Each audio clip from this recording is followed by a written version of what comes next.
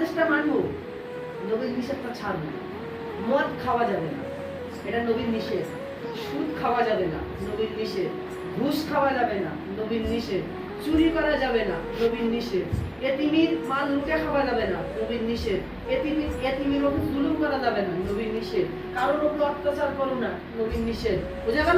বাপ-মার ওপর জুলুম করো না, এটা নবীর নিষেধ। কারোর ওপর মিথ্যা কেস দেও না, মিথ্যা কেস দাও না, এটা নবীর নিষেধ। নবীর আদেশ কোনটা? মা বাপকে ভালোবাসো, এতিমকে ভালোবাসো, এতিমের মাথায় হাত তুলে দাও, আল্লাহর সৃষ্টিকে ভালোবাসো। এগুলো আমার নবী পাকের আদেশ। আমার নবীর আদেশ মানতে হবে, নবীর নিষেধ ছাড়তে হবে, তাহলেই তো আমরা নবীর গোলাম হব। আর নবীর গোলামদের কোনো টেনশন নাই।